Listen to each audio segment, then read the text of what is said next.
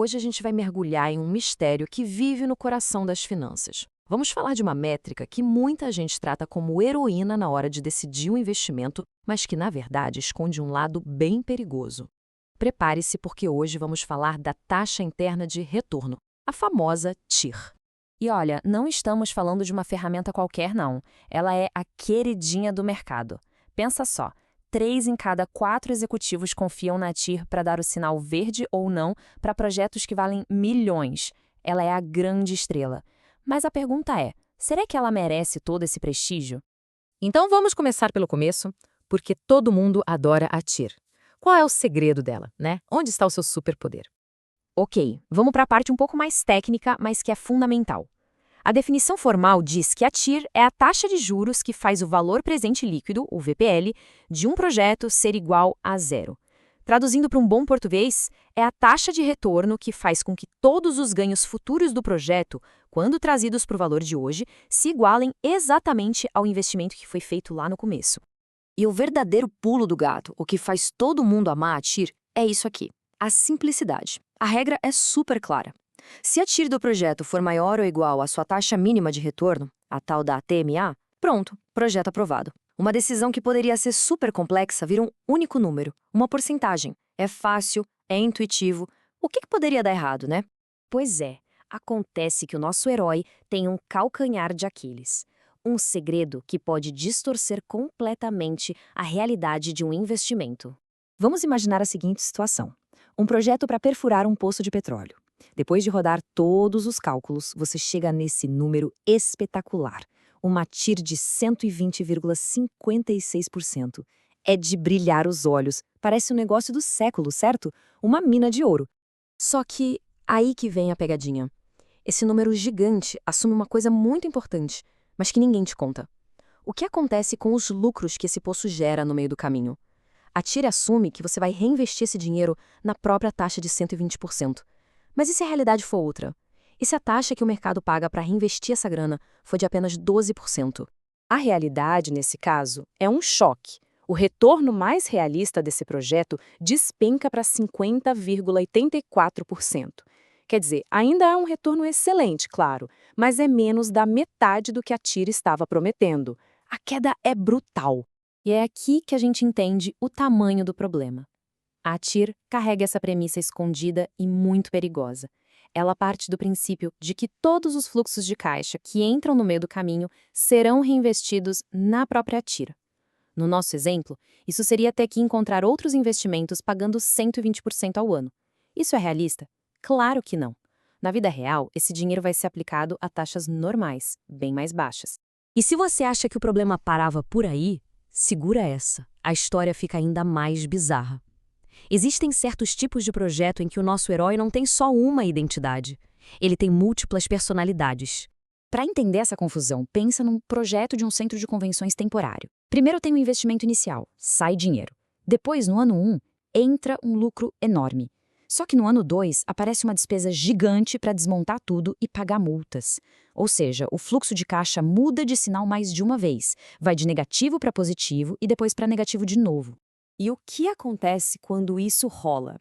O resultado é maluco. Matematicamente, esse projeto tem duas TIRs perfeitamente válidas, 10% e 30%. É isso mesmo, duas, e não é erro de cálculo não. E aí fica a pergunta, qual delas a gente usa para tomar decisão? É aqui que a regra simples da TIR quebra de vez. Pensa só, se a taxa mínima que a empresa aceita ganhar for de 20%, o que acontece? Se a gente olhar para a TIR de 10%, a decisão é rejeitar o projeto. Mas se a gente olhar para a de 30%, a decisão é aceitar. É o mesmo projeto. A mesma métrica está dando duas respostas completamente opostas. A ferramenta que era para ajudar, aqui, simplesmente, não serve mais. Bom, diante desse caos todo, a galera das finanças criou uma espécie de ajudante para o nosso herói problemático, a taxa interna de retorno modificada, a TIRM. A ideia da TIRM é ser uma versão 2.0 melhorada.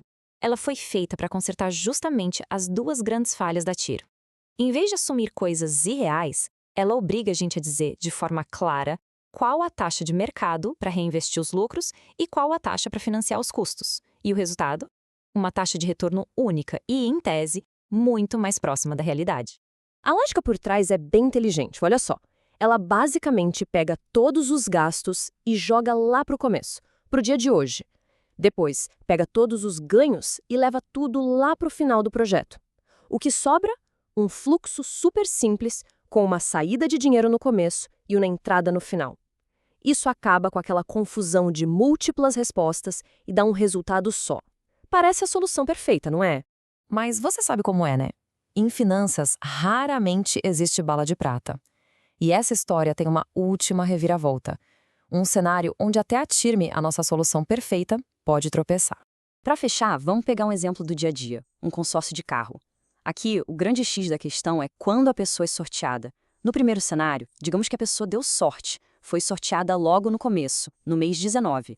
A parcela é de 210. Se ela fosse por outro caminho, tipo investir o dinheiro e financiar o resto, o custo mensal seria bem maior, 266. Nesse caso, não tem dúvida, o consórcio foi um ótimo negócio. Agora, vamos rebobinar. Mesma pessoa, mesmo consórcio. Só que dessa vez o sorteio demorou para sair. Só veio lá no mês 29.